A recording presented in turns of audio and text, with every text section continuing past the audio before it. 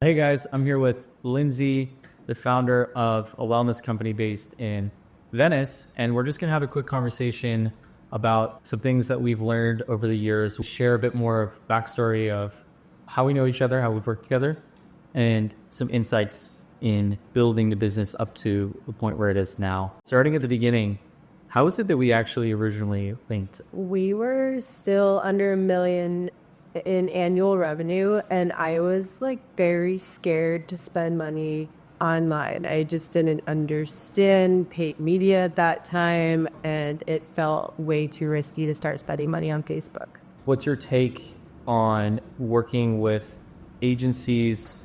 What should you look out for versus an in-house team? What's been your experience with the two versions of things? Almost every agency experience that we've had has been terrible. And I think mostly because of that, education piece, the agency does not fully understand the products and they don't fully care enough to get to know the product. And that comes across in the messaging. And just like agencies are a very fit into the box model, and for a brand that is very out of the box, it was not a good fit for us. But again, if you're selling like shoes or an umbrella, I could see how that model could work well. Agencies are very expensive, so for a startup self-funded brand like Owl that relies on maintaining profitability, we lost a lot of money working with agencies. They did not adhere to the guardrails that we set for them. And in turn, there was a lot of misuse of our ad dollars. I very much learned my lesson. The first several agencies that we worked with did not do the creative. So we were still doing that in-house. The communication was lost between their needs and what we needed to supply them. But it definitely was a loud and clear learning experience of how important the creative is. That's the foundation, not the media buying, which I think I learned through some very expensive mistakes. Yeah, for sure. It is an illusion to think that clicking buttons in the ad account will solve the problem if there's a problem, or if there's a disconnect, or if there's something off about the offer or the positioning. Setting up a different type of scaling campaign or spending more money in this direction is not addressing the root of the problem. Like the creative as the ad account is the creative. Exactly. It's the microbiome. Exactly. And to have good creative, it's, do we understand our customers? Do we know what they need? Are we nourishing them Exactly. properly? Yeah. Exactly. Yes. Great metaphor. Great little metaphor there. Okay, and then in-house team. Where we have the advantage is that I feel like I can be our CEO and our CMO. We were able to remain profitable because we had so few people wearing so many hats. As our team works with you and I coming together as strategists, I'm usually coming from more of the visual side of things, bigger picture vision, and you're coming from more of the technical, analytical, how are we going to make that happen? And then we have the video editor, the graphic designer, and the media buyer that support those efforts. And they also have to be very attuned to our communication style. Rachel, I feel like she has been with the brand long enough and fully understands the brand where she can connect some of those dots without us having to put them together with. But as we're adding new people to the team, we're having to refine our communication, and we're having to really get into more detail with the briefs. Yeah, well, what I'm also hearing you say is there has to be a bridge between the creative, the vision, and sort of the analytics, the numbers, and then the organization and communication of the team.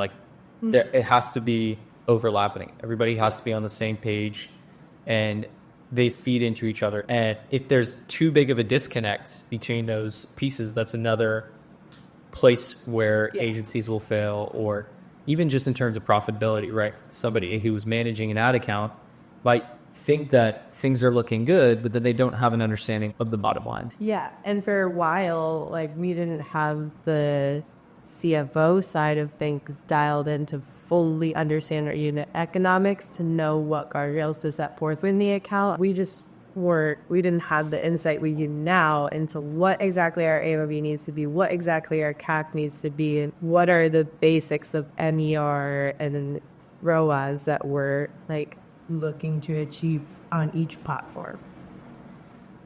ROAS, MER, CAC, AOV, LTV. these are all things that I didn't know what they were in the 20 cents. None of them. I didn't know what any of them were. I remember going on calls and people saying stuff, and I'm like, it was like, right. And some of those things you had to learn.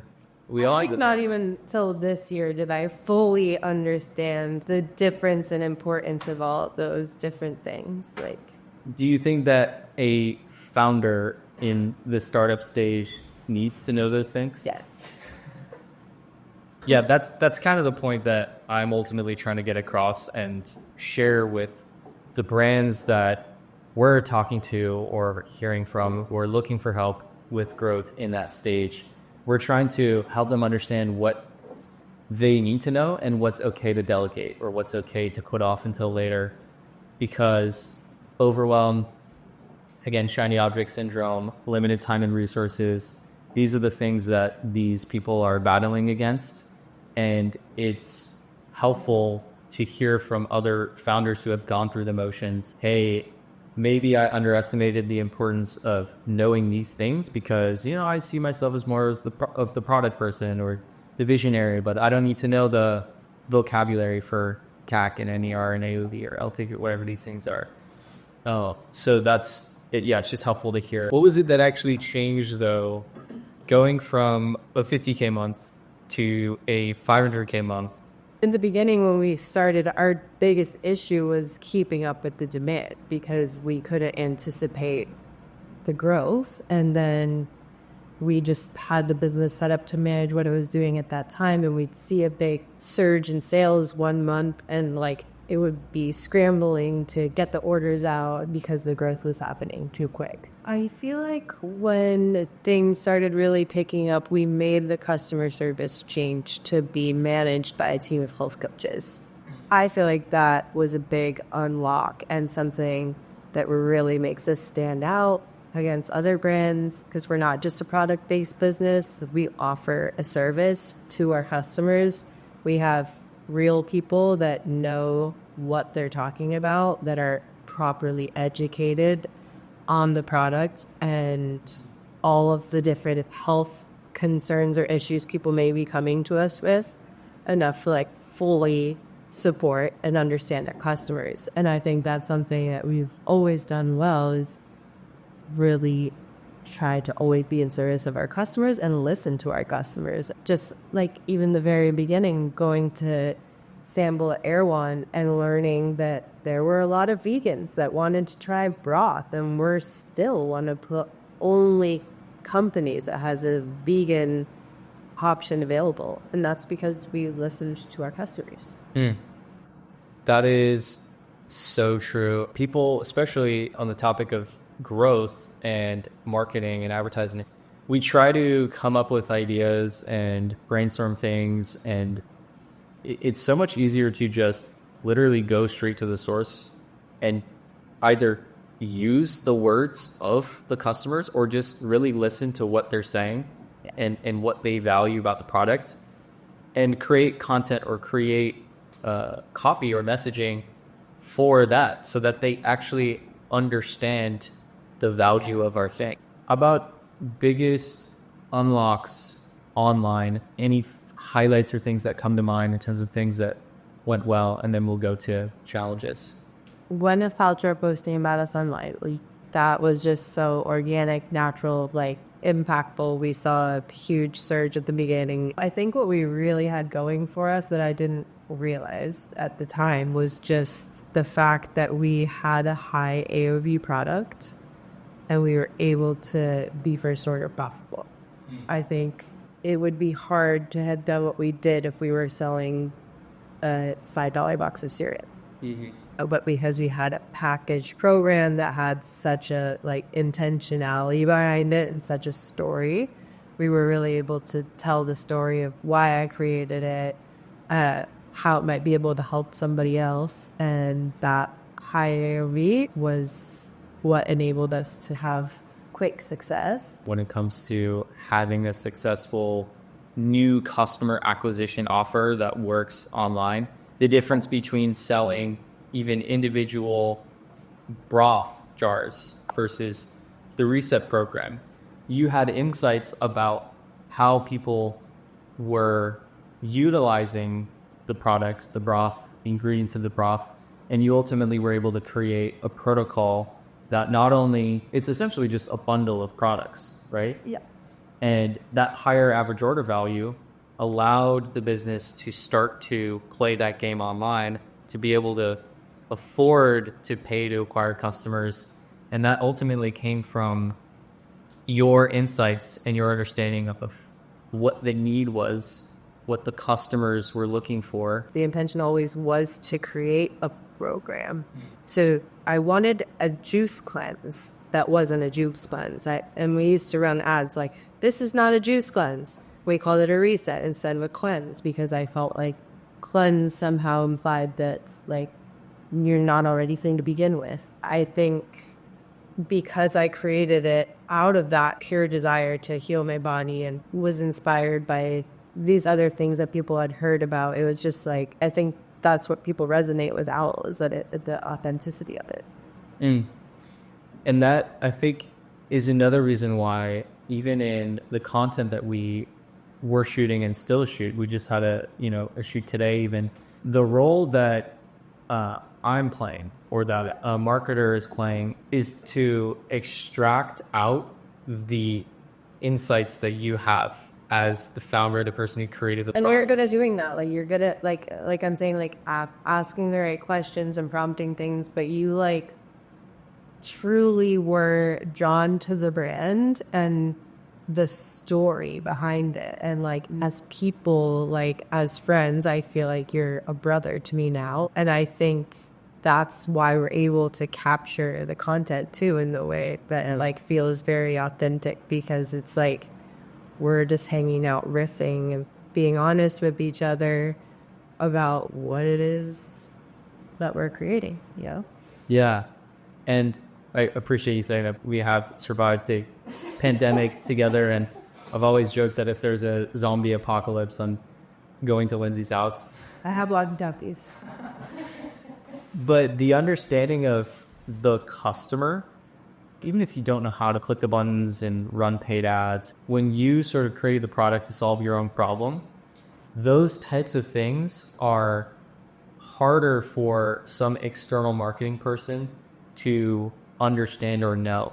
So when somebody like a founder goes and hires an agency or an external marketing person, and their expectation is that they're going to wave a magic wand and sales are going to come in, it's a little bit more complicated because the things that are in your brain, we have to extract out, and we have to really get a clear understanding of why somebody would perceive this thing to be valuable. Otherwise, the ads aren't going to work or the digital infrastructure isn't going to work. Being able to bottle that up into copy, into content, into digital infrastructure is ultimately what we're trying to do when we're working on this stuff. And for founders that are solo or that are trying to figure out how to build out their team or work with other marketing people, they still have to understand that they hold the key to unlock all of this stuff actually working. Yeah. Oftentimes, again, unless you're selling like shoes or whatever, if there's education or if there's insights or if there's trends in this space, it's usually the founder or the customer themselves who will know how to message the thing, who will know how to communicate it so that it resonates. And it's where a lot of people go wrong. It's just expecting, okay, I'm going to hire this person and then they're just going to know all these things about how to position the product, how to communicate it in a way that's Yeah. on brand. The caring about the brand, caring about the product is like something that you just can't recreate. And especially with a brand like Owl that is like so authentic, and that's what people are buying into, and that's why they trust us, is because it's so like, in integrity and honest, Yep. and like the ingredients speak for themselves, but that like care and intentionality and like love is lost when working with agencies and people that think that they can just plug us into a formula. The formula doesn't work for a brand. Like, it's probably different if you're selling like a bike Right. or a shirt. Right. And it's, okay, that's the shirt. Right. It's gray and it's made of cotton or what, the fur puff. There's so much like intricacies to what Owl is, and like the thought process behind the reset, and like the many different reasons why somebody might be inspired to do it or may benefit from doing it. Also, the authenticity thing, whether it was intentional or not, actually was a smart strategic play from the point of view of marketing and advertising. So many people nowadays, they know the buzzwords like, oh, I need UGC, I need content of people using the product and talking about it. But the content that we were able to use at the beginning, and still, they're actual customers, they're actual people who, who are able to appreciate the products and kind of articulate their experience about it. Every time we try to pay for that, it never is as effective. People can have a very good sense for authenticity, and I think that like the engagement has changed because the landscape has changed and there's so much less authenticity, and when people see it, they like respond. So true. Any closing kind of final thoughts or advice against founders who are lean, solo, bootstrapped often? Always listen to Eric. Oh, wow. Okay, let's... One way to do it? I'm serious. What do you think is... What comes to mind? Probably facing the stuff that is confusing or scary front on. The longer you avoid learning and getting in there, the more problems can be happening that you're unaware of too, that could be solved. Because I think it's like your health. You are your own healer. Nobody knows your body better than you. The same could be said with your business. Nobody knows your business as well as you. Nobody's going to have that insight or intuition on what steps you need to take to move forward. And the more you are educated and aware of everything that's happening, the better informed decisions you'll make to grow sustainably. And we're going to crush it this year.